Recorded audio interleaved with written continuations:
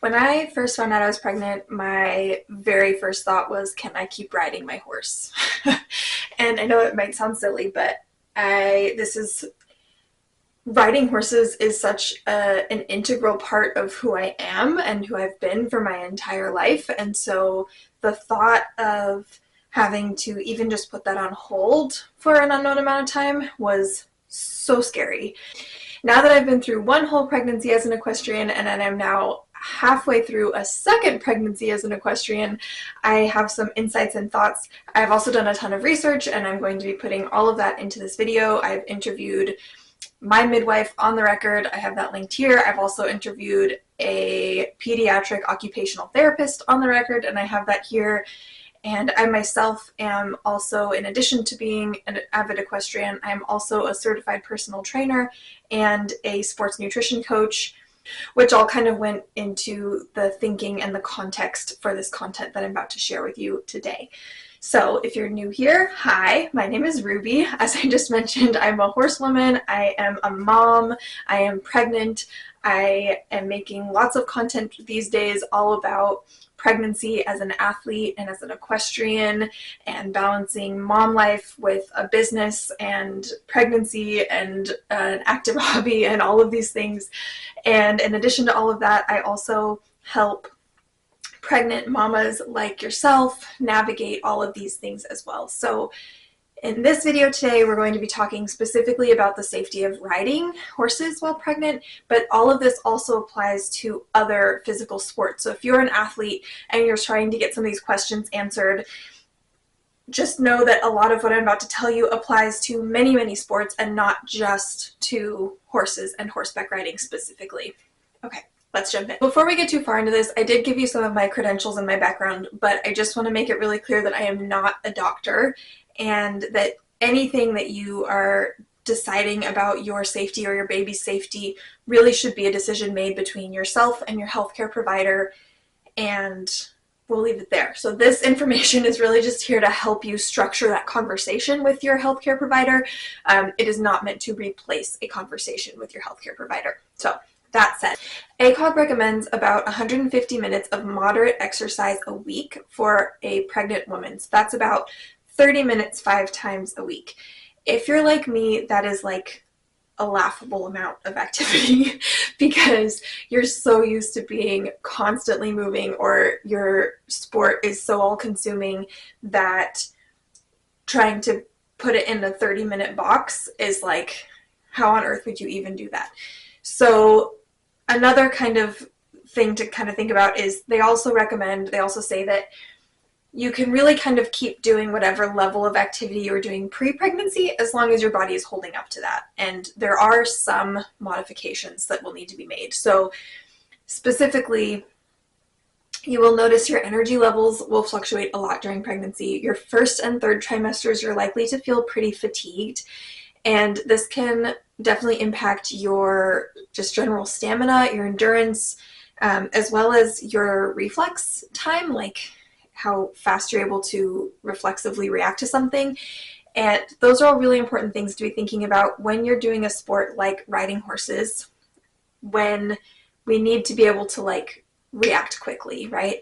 And so if you're not feeling on your game, that's something to definitely take into consideration before you go participate in any kind of physical activity.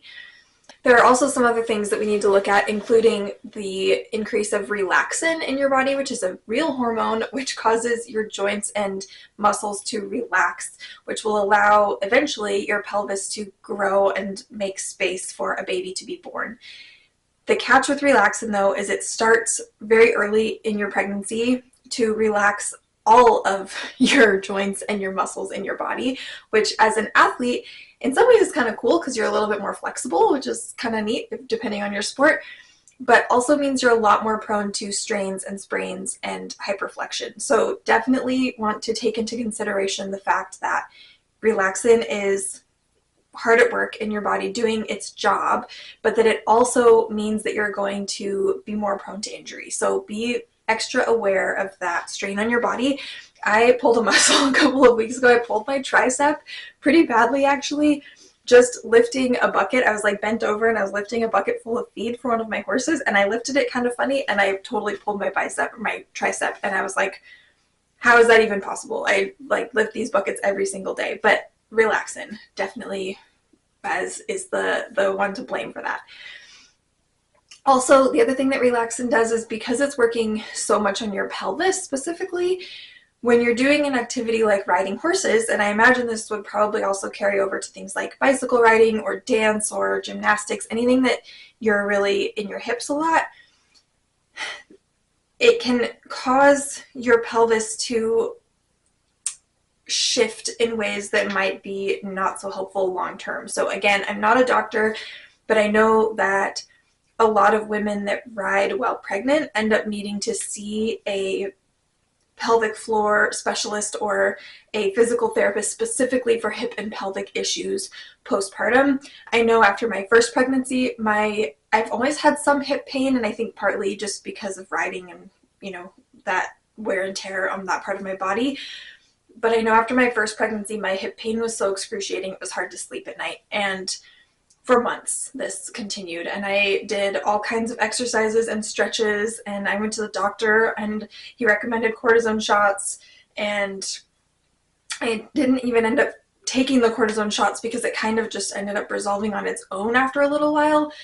And I stopped riding pretty early in my first pregnancy. So I just definitely want to make sure that people are aware that your pelvis can really shift and change a lot throughout pregnancy, and that we're being extra careful as equestrians and as people that put extra strain on our pelvis and on our hips on a regular basis, that strain is even more pronounced during pregnancy and can cause long-term problems.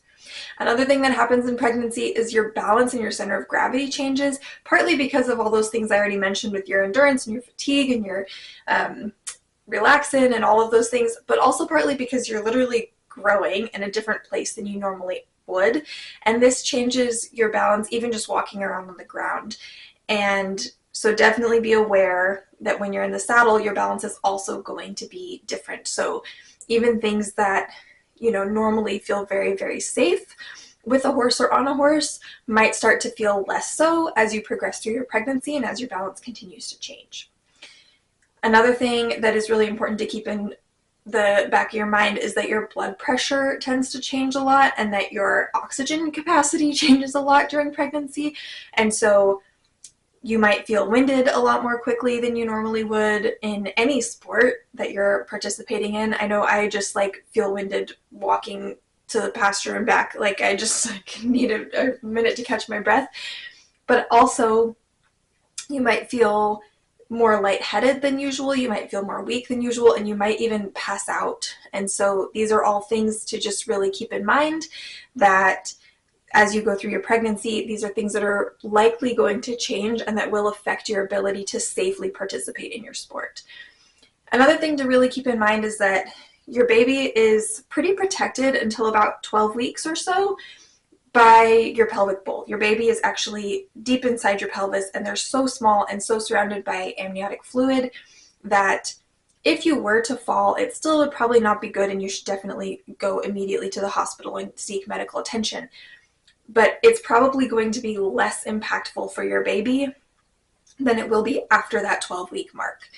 And so just something to keep in mind, once your baby has come out of your pelvic bowl and you're starting to show, you can see my belly coming in here, about 19 weeks right now, this baby is a lot more vulnerable than a pre-12-week baby would be to a fall, a kick, even a horse nudging and nuzzling too aggressively on the belly could be a problem. So just things to really consider. Your baby is yes, they're inside your body, but they're kind of protruding out in front of your body, which is really not the safest place to be when you're around large animals with minds of their own. So all things to kind of think about and have in your mind. And the best advice I can give absolutely is to work with a healthcare provider who is knowledgeable about your sport and can help you make these decisions. But also is to really check in with yourself and your body, because you are the only person, especially as an athlete, you know your body so well. And you are the only person that really knows what's going on in your body on a daily basis. And I cannot tell you how many times I've had to pivot my plans or cancel work for the day or whatever else because I work in a high-risk environment with horses, and I just wake up and I'm like, my blood pressure is really low and I probably won't pass out, but if I do pass out and I'm with a horse, I'm putting myself and my baby in danger, and I just can't take that risk. I would rather go in late or cancel my first few lessons and see if I can get my blood pressure back up a little bit with some rest and extra hydration and maybe some electrolytes, and see if I can, talk to my healthcare provider and make sure that things are all okay and on track. And then if I feel a little bit stronger and more stable later in the day, I can go in later. And just knowing that you really have the power to make those decisions and to think these things through on a daily and even moment-to-moment basis in a way that can really protect you and your baby, because it does change so rapidly, minute to minute. It can completely change, and just know that your safety and your baby's safety is the most important thing. And just to tie this all up with a little bow, because I know this probably wasn't really the answer you were looking for. I know with my first pregnancy, I was really looking for you need to stop riding by week 20. And I just can't say that because every person is different. Every pregnancy is different. And you as an athlete are the only one that will know, and your doctor, how to handle this and when to stop riding. But the last thing that I will leave you with is that you will get back to riding. I promise you. So I was back on a horse a little earlier than recommended postpartum. I think I was only 4 weeks or something postpartum the first time I sat on a horse, and I really needed to. I stopped riding about 20 weeks or so with my first pregnancy, and that was the longest stretch I'd ever been in my entire life without riding. It's like that 25 weeks or something like that. And so as soon as my body felt like I wasn't going to split in two if I tried to sit on a horse, I found someone to watch my baby at the barn. I picked the safest school horse, and I just walked around in my comfiest saddle, and I just went for a little walk. But it was so refreshing to just be back on a horse again. So all things to consider, and just remember that this is so temporary, and that, it's such a short amount of time in the grand scheme of your life that you might have to adjust how you look at your sport or participate in your sport, but that long term, your baby's safety and your safety are invaluable and irreplaceable. So things to keep in mind. All right, if that was helpful, I would very much appreciate a like and a subscribe. I am making more of these videos than ever right now. I'm really kind of in the groove, and I'm hoping that these are super helpful for all of you. And as always, there are a ton of helpful resources in the description below, and all of my sources are cited there as well. And I will see you in the next video.